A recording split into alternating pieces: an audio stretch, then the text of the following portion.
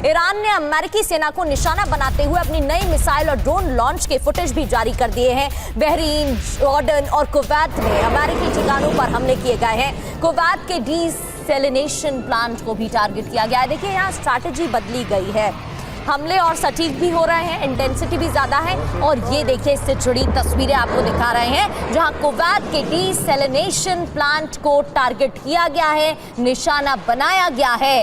Bahrain, Jordan और Kuwait में अमेरिकी ठिकानों पर ईरान के हमले लगातार जारी है। और अब एक और बड़ी खबर, जॉर्डन के मुआफाक बेस पर ईरानी हमला हुआ है। 4 मिसाइलों से मुआफाक बेस पर हमला किया गया। बेस पर अमेरिकी फाइटर जेट की तैनाती है और ये देखिए आप, कितना बड़ा धमाका, मिसाइल आकर गिरती है। जॉर्डन का ये अमेरिकी बेस है, मुआफाक बेस, वहां पर हमला किया गया, ये देखिए आप। और सबसे बड़ी बात ये, समझने वाली बात ये भी है कि इस हमले को रोक नहीं पा रहा अमेरिका। तमाम एयर डिफेंस सिस्टम, पैट्रियट से लेकर एक से एक अत्याधुनिक जो एयर डिफेंस सिस्टम उनको तैनात किया गया, फिर भी ईरान की तरफ से प्रिसाइज जो हमले हैं वो अंजाम दिए जा रहे हैं और इसमें काफी ज्यादा नुकसान अमेरिका को उठाना पड़ रहा है, ये देखिए। तो जॉर्डन पर ईरानी हमलों में यूएस को नुकसान की खबर है। अमेरिकी सेना के 2 जवान मारे गए हैं, एक सैन्यकर्मी लापता है और 4 घायल भी हैं। ये बड़ी जानकारी है। अमेरिका का रुख क्या होगा, ये देखने वाली बात है। अमेरिकी सेना के 2 जवान मारे गए हैं। अमेरिकी राष्ट्रपति डोनाल्ड ट्रंप की चेतावनी भी सामने आ चुकी है। हालांकि मुस्तफा खामनेई का भी संदेश आया है। एक सैन्यकर्मी लापता, 4 घायल। जॉर्डन के बेस पर हमले की जानकारी। यूएस बेस को टारगेट कर रहा है ईरान। और एक और बड़ी खबर, जॉर्डन में अमेरिकी सैनिकों की मौत पर डोनाल्ड ट्रंप भड़क गए। अमेरिकी सैनिकों की मौत बहुत दुखद है। डोनाल्ड ट्रंप ये बोल रहे हैं, वो हमारे देश की सेवा करते थे। डोनाल्ड ट्रंप, अब सवाल यह है कि क्या जो डोनाल्ड ट्रंप ने गलती की, 28 फरवरी से जो हालात खराब हुए, क्या उन्हें कोई पछतावा होगा? बॉडी बैग्स जाएंगे? जाहिर सी बात है, डोनाल्ड ट्रंप को पता है कि लगातार उनके फैसलों का विरोध हो रहा है। ऐसे में अमेरिकी सैनिकों के बॉडी बैग्स जाना उनके खिलाफ माहौल और ज्यादा बन सकता है। और एक और बड़ी खबर, सेंटकॉम को ट्रंप का बहुत बड़ा आदेश, ईरान के लिए नर्क के दरवाजे खोल दो। ये देखिए आप, अमेरिकी सैनिकों की मौत के बाद डोनाल्ड ट्रंप किस कदर आग बबूला हो गए। निर्देश के बाद ईरान पर बहुत बड़े हमले की तैयारी है। ईरान के सैन्य इंफ्रास्ट्रक्चर पर हमला करेगा सेंटकॉम, ये खबर आ रही है। डोनाल्ड ट्रंप का ऑर्डर है, ईरान को नर्क बना दो। क्या चेतावनी दी गई है? अमेरिकी सैनिकों की मौत पर राष्ट्रपति डोनाल्ड ट्रंप भड़के हुए हैं। जॉर्डन में ईरानी हमले में 2 यूएस सैनिकों की मौत हुई है और अमेरिकी सैनिकों की मौत से बहुत दुखी हूं, ये राष्ट्रपति डोनाल्ड ट्रंप ने कहा है। जॉर्डन में अमेरिकी सैनिकों की मौत दुखद है। ट्रंप ने सेंटकॉम को नर्क बना देने के आदेश दिए हैं।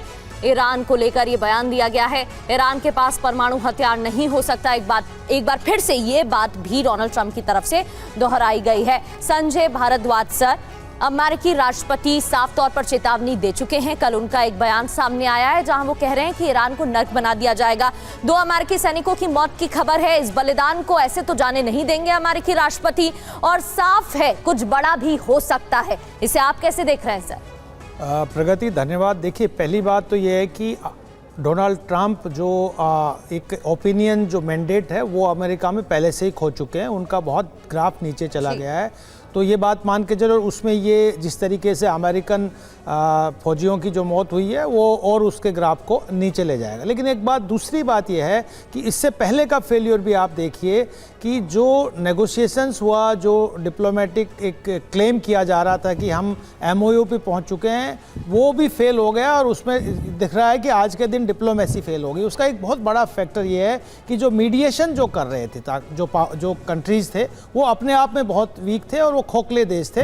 अगर कोई मजबूत देश मीडिएशन करता तो मुझे लगता है उस 14 पॉइंट पे आज भी कुछ हद तक दबाव दोनों तरफ से होता। तीसरी बात कि ईरान क्या कर रहा है। देखिए, ईरान साफ साफ वो काम कर रहा है जो उनको पता है कि फ्यूचर में किस तरीके से उस पर ईरान को जो नर्क बनाने की बात है कि जो बेसिस हैं, बहरीन है, जॉर्डन है, बाकी जो बेसिस हैं वो वहाँ से अमेरिका इसको नर्क बनाएगा। दूसरा जो कुर्द बेसिस हैं इराक में, वहाँ से वो ग्राउंड ऑपरेशंस करने की तैयारी कर सकता है। तो उनको भी ईरान एक तरीके से डिटरेंस उनको न्यूट्रलाइज करने का प्रयास कर रहा है। लेकिन जो बड़ी बात प्रगति ये है कि देखिए सीधा मिलिट्री कन्फ्रंटेशन में कहीं पर भी ईरान नहीं थम पाएगा, क्योंकि ईरान के पास अब वो कैपेबिलिटीज उतनी नहीं रही। और दूसरी बात कि जिस तरीके से अमेरिका सदर्न ईरान में जो अटैक कर रहा है, जो इंफ्रास्ट्रक्चर्स हैं जो हॉर्मुज को सप्लाई करते हैं, चाहे वो सिविल इंफ्रास्ट्रक्चर है, एनर्जी इंफ्रास्ट्रक्चर है, उनको ख़त्म कर रहा है। तो अमेरिका बहुत सिस्टमेटिकली इसमें बढ़ रहा है। लेकिन मैं इसके